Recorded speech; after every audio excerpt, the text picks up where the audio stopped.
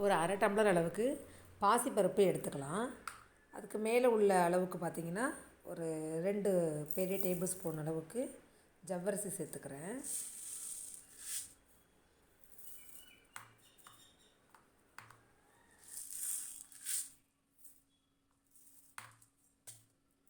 இது 100 கிராம் அளவுள்ள டம்ளர் இது. ஸோ 100 கிராம் நான் 2 கடந்து எடுத்து குக்கரில் நல்லா கழுவிட்டு ஒரு 250 ml தண்ணியை சேர்த்து நல்லா 3 விசில் நல்லா விட்டு இறக்கிக்கலாங்க.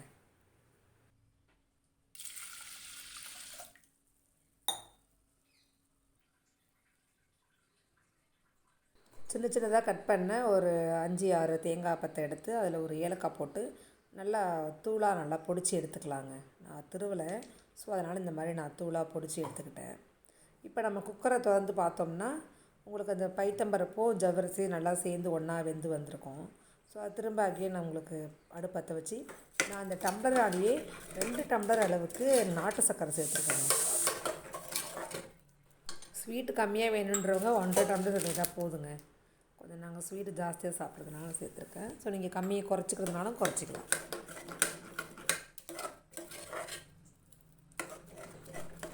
ஒரு டம்ளர் அளவுக்கு நல்லா காய்ச்சின பால் வந்து சேர்த்துருக்கேங்க.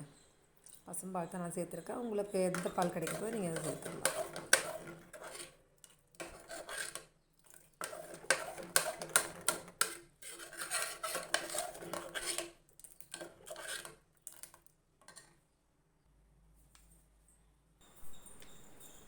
இப்போ நம்ம அதை பொடிச்சு வச்சுருக்கிற தேங்காவையும் அதில் சேர்த்து எல்லாம் சேர்ந்து நல்லா ஒரு கொதி வந்தோடனே இறக்கி நீங்கள் சர்வ் பண்ண வேண்டியதாங்க.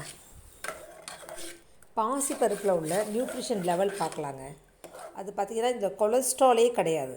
அதில் சோடியம், பொட்டாசியம், அப்புறம் ஃபைபர், புரோட்டீன், விட்டமின் பார்த்திங்கன்னா vitamin A, vitamin C, vitamin B6, vitamin E, calcium, copper, magnesium, இது எல்லாமே இருக்குங்க. நமக்கு என்னென்ன தேவையோ உடம்புக்கு எல்லாமே உங்களுக்கு சமச்சீரான சாப்பாடு நம்ம சாப்பிடணும். ஸோ இது எல்லாமே நமக்கு ஒரு சமச்சீர் உணவாக வந்து உங்களுக்கு பாசிப்பருப்பு இருக்குங்க.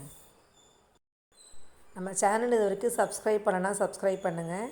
பக்கத்தில் உள்ள பெல் ஐக்கானை கொடுத்து ஆல்னு கொடுத்துக்கோங்க. அப்போ தான் நாங்கள் போடுற ஒவ்வொரு வீடியோவும் உங்களை வந்து சேருங்க. தேங்க்யூ.